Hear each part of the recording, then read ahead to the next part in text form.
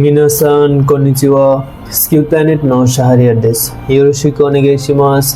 Japanese ল্যাঙ্গুয়েজের আজকের ভিডিওতে সবাইকে স্বাগতম। আজকের ভিডিওতে আমরা শিখব জাপানিজে কিভাবে বুক এবং নোটবুক কাউন্ট করতে হয়, অর্থাৎ বই অথবা খাতা কিভাবে জাপানিজে কাউন্ট করতে হয় সেটি শিখব আমরা। জাপানিজে বই বা নোটবুক গণনা করার সময় আমরা সাতসু কাউন্টার ব্যবহার করি। কি ব্যবহার করি? সাতসু কাউন্টার ব্যবহার করি জাপানিজে যখন আমরা কোনো বই অথবা খাতা গণনা করি। চলুন দেখে নিই জাপানিজে বই খাতা গণনা করার নিয়ম কিরকম। আমরা এখানে দেখতে পাচ্ছি 1 থেকে 10 পর্যন্ত গণনা করার যে কাউন্টিং নিয়ম দেখানো আছে। চলুন আমরা দেখে নিই কিভাবে গণনা করতে হয়। একটি বই বা একটি খাতা যখন বলবো তখন আমরা কি পড়ব? ইসাতসো। কি পড়ব? ইসাতসো।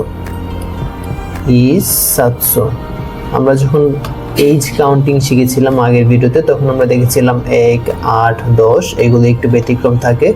দেখি আজকের ভিডিওতে কি পাওয়া যায়। একটি বই ইসাতসো। তারপর যখন আমরা দুইটি বই পড়বো তখন নিসাতসো, 2 এবং সাতসো বসালে নিসাতসো, দুইটি বই।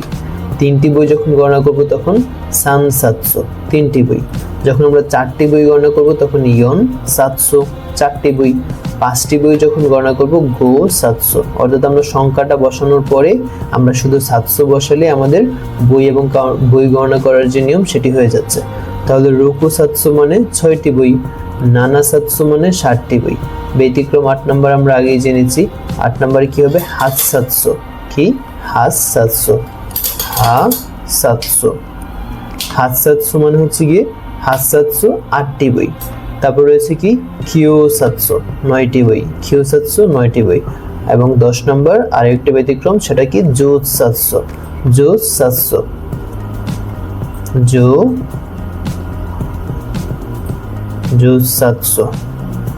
জোসাতসো মানে হচ্ছে 10টি বই।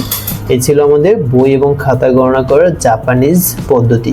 চলুন আরেকবার দেখি আমরা।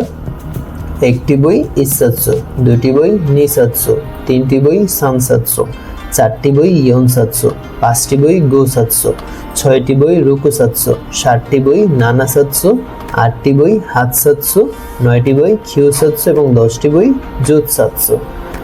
এই ছিল আমাদের আজকের ভিডিও। আজকের ভিডিওতে আমরা শিখে ফেলেছি কিভাবে জাপানিজের বই এবং নোটবুক কাউন্টিং করতে হয়।